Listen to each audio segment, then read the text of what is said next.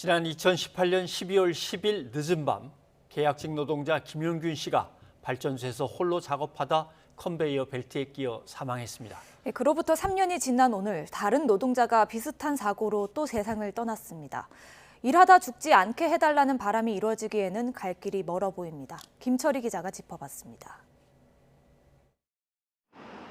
공사장 정문이 굳게 닫혀 있고 오가는 사람도 보이지 않습니다. 새벽 시간 현장에서 작업하던 50대 노동자가 컨베이어 벨트에 끼어 숨지면서 공사가 전면 중단된 겁니다. 불순물을 빼내려다 사고를 당한 것으로 보이는데 경찰은 안전 수칙이 제대로 지켜졌는지 확인하고 있습니다. 정확한 사고 범인은 현장에 지금 파악 중입니다. 문제가 없었던 것 같습니다. 태안화력발전소에서 일하던 비정규직 노동자 고 김용균 씨가 숨진 지 3년이 지났지만 여전히 노동자들은 일하다 죽고 있습니다. 김 씨가 떠난 뒤 아무런 노력이 없었던 건 아닙니다. 지난 2019년 출범한 김용균 특조위는 5개월 정도 사고 진상조사 활동을 벌인 뒤 정부의 개선을 권고하기도 했습니다.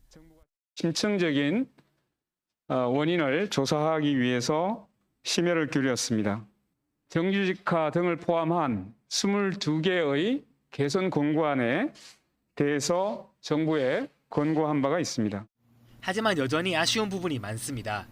특히 발전 노동자들의 정규직화 문제나 노무비 착복 문제 등 첨예한 쟁점은 여전히 해결되지 않았다는 것이 민간 위원들의 평가입니다.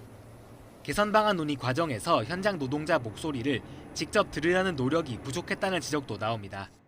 달을 가리키고 있는데 정부에서 행한 이행 점검의 내용은 달은 바라보지 못하고 그냥 손가락만 열심히 관찰한 그 결과이지 않았을까. 정부 역시 최근 발간한 보고서에서 부족한 부분이 있음을 인정했습니다. 협력업체 노동자의 정규직 전환과 발전소 보건의료 체계 개선 등을 남겨진 숙제로 꼽았습니다. 김부겸 국무총리도 SNS를 통해 발전소 노동자들의 정규직 전환이 제대로 이루어지지 않아 면모가 없다고 말했습니다. 남겨진 사람들은 모든 노동이 차별받지 않으려면 중대재해처벌법 보완과 비정규직 처우 개선 등 노력이 더 필요하다고 말합니다.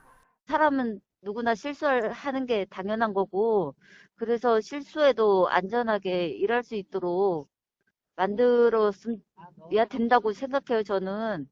일하다 죽지 않게 해달라는 평범한 바람. 그 바람이 오롯이 이루어지기에는 아직 갈 길이 멉니다. YTN 김철입니다.